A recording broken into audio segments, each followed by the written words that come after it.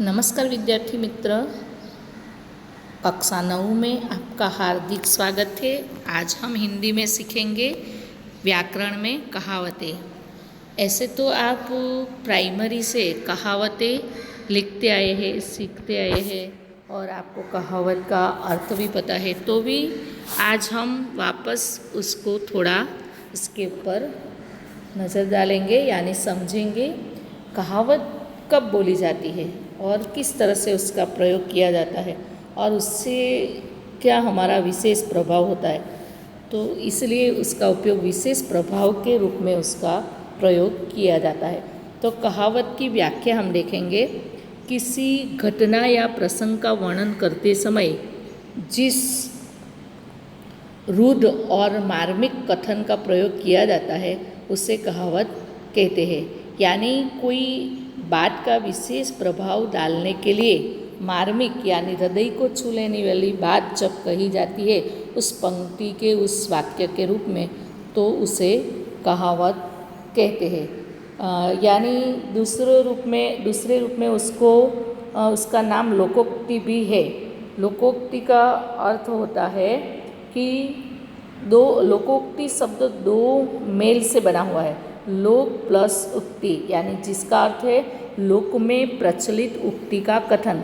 ऐसा कथन जो व्यापक लोक अनुभव पर आधारित है, यानी लोगों का अनुभव जिस पर हुआ है, इससे एक ऐसा विशेष वाक्य बनाकर उससे उस जो भी कहना चाहते हैं उसके पर वो विशेष अपना प्रभाव डालना चाहते हैं, इससे वह लोकोक्ति बनी, यानी कहावत हुई। तो कहावत यानी लोगों द्वारा की गई कहानी, बात। तो लोकोक्ति का कहावत कहलाता है। लोकोक्ति या कहावत उसे कहते हैं। लोकोक्ति का कहावत मानव के अनुभवों की सुंदर अभिव्यक्ति है। हम देखते हैं कि वर्तमान पीढ़ी जो पूर्वजों से उत्तराधिकार के रूप में प्राप्त होती है, उसमें गागर में सागर अथवा बिंदु में सिंधु भरने का अद्भुत गुण होता है। यानी जो बहुत कुछ कहना चाहते हैं वह थोड़े में कहने का गुण उसमें रहता है। यानी गागर में सागर, यानी बहुत कुछ नहीं बोल के थोड़ा सा कह के सब कुछ बोलने का, सब कुछ कह देने की बात उसमें थोड़े रूप में, सरल रूप में होती है। इनके प्रयोग से भाषा का सौंदर्य बहुत ही पूर्ण हो जाता है, स्पष्ट हो जाता है और सामने वाले पर उसका प्रभाव हम डाल सकते हैं। तो इसी तरह हम दूसरों के लिए तन मन धन से जो परोपकार करते हैं उसके लिए हम एक वाक्य बोलते हैं कि हमें जो इस मनुष्य जन्म लिया है, तो मनुष्य जन्म लिया तो परोपकार करना ही चाहिए, और नहीं परोपकार किया तो जन्म हमने गंवा दिया। तो उसके लिए जन्म गंवा दिया ऐसा वाक्य हम नहीं बोलते, तो उसके लिए कहावत बनाई गई है। अपने जन्म को श्रेष्ठ बनाने के लिए या तो अपना जीवन सार्थक करने के लिए ये कहावत बोलते हैं, अपना पेट तो कुत्ता भी भर लेता है। यानी सभी प्राणी पेट तो भर सकते हैं, लेकिन विशेष मनुष्य है तो उसे कुछ करने के लिए आया है, यानी परोपकार का कार्य करना चाहिए। तो इसी तरह से ये कहावत हुई, अपना पेट तो कुत्ता भी भर सकता है। तो यहाँ विद्यार्थी मित्र, हम अपने अर्थ का पूर्ण रूप से स्पष्ट करने वाला स्वतंत्र वाक्य हमने उसका उपयोग किया, और किसी कही हुई बात के समर्थन में ये वाक्य यानी प्रयुक्त होता है। कहावत का संबंध किसी न किसी घटना से भी हुआ करता है।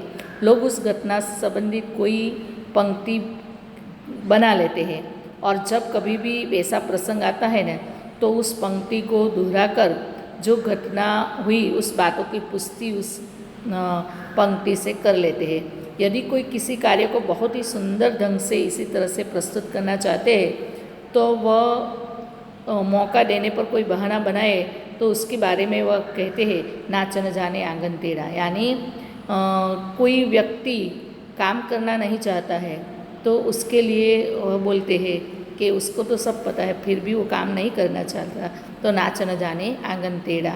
यानी जब नाचना ही नहीं है तो अपनी उंगली को टेढ़ी बना लेते हैं, यानी बहाना ढूंढ लेते हैं। अर्थात जब कोई विशेष अनुभव सामान्य जीवन में सबके मन और बुद्धि पर अपना प्रभाव डालने में समर्थ हो जाता है, तब उस कहावत का रूप धारण करता है। तो इसी तरह हम थोड़ी इसी लोकोक्तियाँ यानी लोकों से बनाई हुई उक्ति कथन उसका वाक्य प्रयोग किस तरह से होता है अब हम देखते हैं। पहला ही वाक्य पहली ही कहावत है, अंत भले का भला यानी अच्छे काम का परिणाम अच्छा होता है। उसका अर्थ होता है विद्यार्थी मित्र, जब भी ये कहावत आपको पूछी जाए कि अंत भले का भला, तो उसका अर्थ दीजिए तो ऐसे लिखना है, अच्छे काम का परिणाम अच्छा होता है। यानी शैलेश कष्ट सहकर भी ईमानदारी से परिश्रम करता है, इसी कारण आज ऊंचे पद पर आया, वह वाक्य में प्रयोग करना है। तो इसीलिए उसके लिए एक कहावत है अंत भले का भला। दूसरी कहावत है, अंधेरी नगरी चौपत राजा, तके शेर भाजी तके शेर खाजा। हमारे हिंदी में ही ये पाठ में आता है। यानी अयोग्य शासक, उसका अर्थ होता है अयोग्य शासक के कारण कुप्रशासन, यानी जिसके पास योग्य समझ नहीं है तो वह ऐसा शासक जब बन जाता है, राजगद्दी पर बैठ जाता है, तो उसका प्रशासन खराब होता है, कुप्रशासन होता है, यानी वह अच्छी तरह से राज कर सकेगा नहीं। तो इसके लिए अंधेरी नगरी चौपत राजा, तके शेर भाजी तके शेर राजा, यानी सभी लोग अयोग्य है तो वो सब राजा, अंधेरी नगरी भी है और राजा भी अयोग्य है, कुप्रशासन है। कार्यालय का कोई कर्मचारी काम नहीं करता क्योंकि वहाँ का अधिकारी भ्रष्ट है। चारों तरफ अंधेरी नगरी चौपत राजा, तके शेर भाजी तके शेर खाजा वाली बात है। तो ये यहाँ इस तरह से प्रयोग होता है। तीसरी है, अंधी पीसे कुत्ता खाए, यानी काम करे कोई फल कोई खाए। यानी हम इस कहावत से पता चलता है कि जो व्यक्ति मेहनत करता रहता है और उसका फल दूसरा ही लेके जाता है, तो उसके लिए कहा जाता है अंधी पीसे कुत्ता खाए। तो उसके लिए और विशेष रूप में वाक्य में प्रयोग करने के लिए बोला जाए तो ऐसे लिखने का, पिता ने दिन रात कमाई करके धन इकट्ठा किया और उसका बेटा मौज उड़ाता है, उसे मेहनत का पता ही नहीं इसलिए वो उड़ा देता है। तो इसके लिए कहावत है अंधी पीसे कुत्ता खाए। जब बेटा कुछ नहीं करता, अपने बाप की कमाई को उड़ा देता है, तो उसके लिए कहावत है अंधी पीसे कुत्ता खाए। चौथी है, अब पछताए हो तो क्या जब चिड़िया चुग गई खेत। ये कहावत का अर्थ होता है हानि हो जाने पर पछताने से क्या लाभ। यानी गुजराती में कहेवत है कि पानी पहला पार बांधवी। तो इसी तरह जब हानि हो जाती है उसके बाद पछताने से क्या लाभ, तो उसको वाक्य में प्रयोग इस तरह से कहते हैं, पहले बहुत समझाने पर भी तुमने परिश्रम नहीं किया, अब असफल हो गए तो आंसू बहाने लगे। क्या तुम नहीं जानते अब पछताए होत। यानी वाक्य प्रयोग ऐसे होता है, क्या तुम नहीं जानते अब पछताए होत, क्या जब चिड़िया चुग गई खेत। यानी तुम्हारा काम जब मेहनत करनी थी तब नहीं और अब रोने लगे। विद्यार्थी मित्र, आप भी ऐसे ही कभी कभी करते हैं कि जब मेहनत करनी है तब नहीं करते, माँ बाप का टीचर का नहीं सुनते, फिर जब रिजल्ट आ जाता है तब तो फिर तो कोई अर्थ ही नहीं रहता, क्योंकि सब पूरा एग्ज़ाम हो जाती है, पूरा साल चला जाता है, फिर बाद में पछताने का कोई वजह रह जाती नहीं, तब ये कहावत लागू होती है। पांचवी कहावत है, मार के पीछे भूत भागे। यानी किसी की तरह से समस्या का हल करना, यानी कोई भी समस्या कैसे भी हल करो, बोलते हैं साम दाम दंड भेद। इसी तरह से जब वाक्य में प्रयोग ऐसे करते हैं, जब समस्या हद से बढ़ जाती है तो सरल उपाय के बजाय कठिन या शिक्षात्मक रवैया अपनाना। यानी जब बच्चे पढ़ना नहीं बैठते थे तो माँ बाप तब उसके पीछे लागू किया गया, माँ बाप उसको मार के पीछे भूत भागे, यानी माँ बाप कहते हैं मार के पीछे भूत भागे। तो कठिन रवैया, शिक्षात्मक रवैया अपनाना। आँखों का अंधा नाम नयन सुख, गुणों के विरुद्ध नाम गुण होना। यानी कोई व्यक्ति का नाम नयन सुख है, लेकिन नयन का सुख यानी आँखों का सुख वो तो मिलता नहीं क्योंकि वो अंधा है।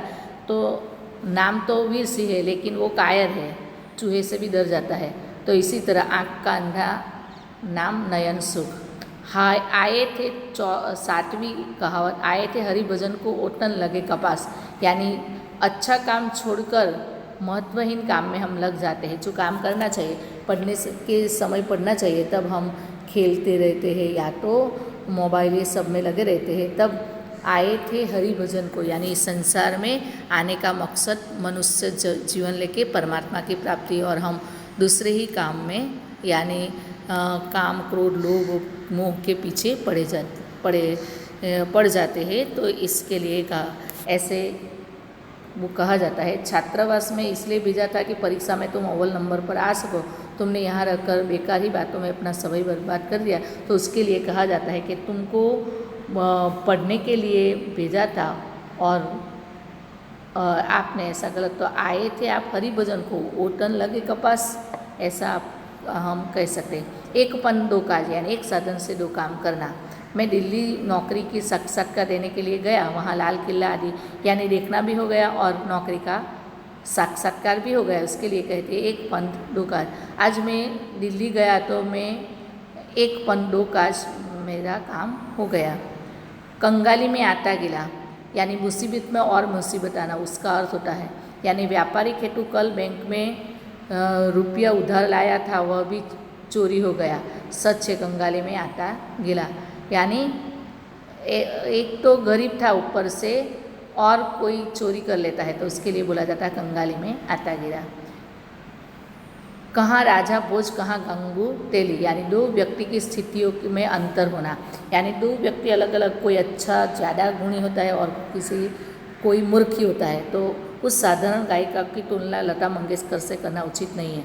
यानी हम जैसे कि अभी एक ऐसे जो कोई गाने वाली कोई आ जाती है और उसकी तुलना हम मंगेशकर से करते हैं, लता मंगेशकर से, तो उसके लिए वो कहाँ और लता मंगेशकर कहाँ, आपने तो कहाँ राजा भोज और कहाँ गंगू तेली से उसकी तुलना कर दी। ईश्वर की माया, कहीं धूप कहीं छाया, भाग्य की विचित्रता।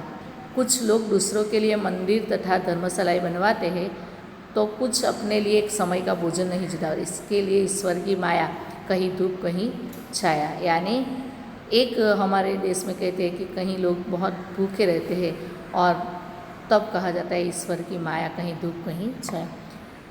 एक तो करेला ऊपर से नीम, यानी एक दोस्त के साथ दूसरा दोस्त भी लग जाना। एक तो उसमें दोस्त था ही, ऊपर से नीम चढ़ा,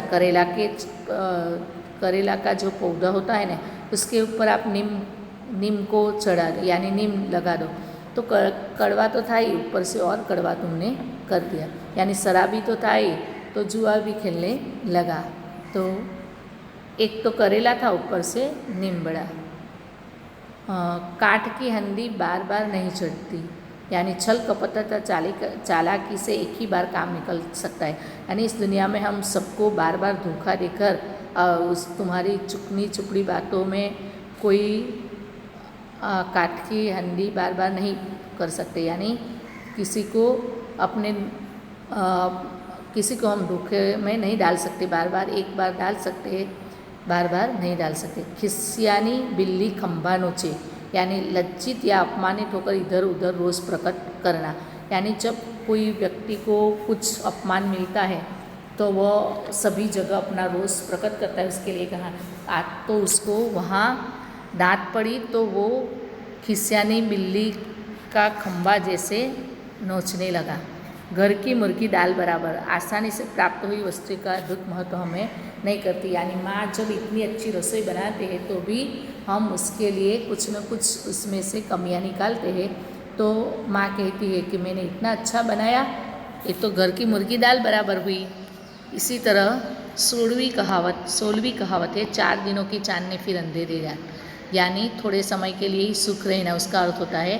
तो धन दौलत ऐश्वर्य जवानी पर गर्व नहीं करना चाहिए कि तुम ऐसी नासवन चीज़ों पर इतना विश्वास करते हैं, क्योंकि वो तो 4 दिन की चांदनी है फिर अंधेरी रात, यानी अल्प समय के लिए ही ये हमारा सुख, ऐसा हम कह सकते हैं। 17वां यानी 17 छछूंदर के सिर में चमेली का तेल, अयोग्य व्यक्ति को अच्छी चीज़ मिल जाना, यानी मनोज को न पढ़ने का काम आता है, न वह बीएड है, पर आज वह शिक्षक है, ऐसे लोगों के लिए कहावत, यानी छछूंदर के सिर में अयोग्य व्यक्ति के लिए ये जब उसको योग्यता मिल जाए और वो योग्य नहीं है तो उसके लिए कहावत, यानी आज हमारे घर में ऐसा एक व्यक्ति है जो छछूंदर के सिर में चमेली का तेल जैसा है। जाने जाको राखे साइया मार सके न कोई, यानी जिसका रक्षक ही भगवान होता है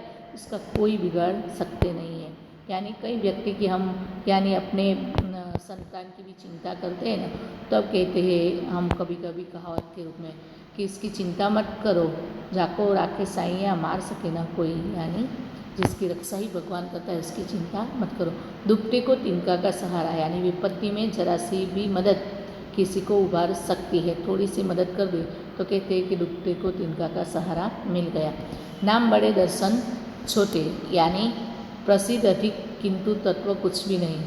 तो कई लोग नाम बहुत बड़े बड़े रखते हैं लेकिन उसका काम कुछ होता ही नहीं है, तो इसके लिए कहावत रखी जाती है। नाच न जाने आंगन टेढ़ा, यानी गुण न होने पर भी बहाना बनाना या दूसरों को दोष देना।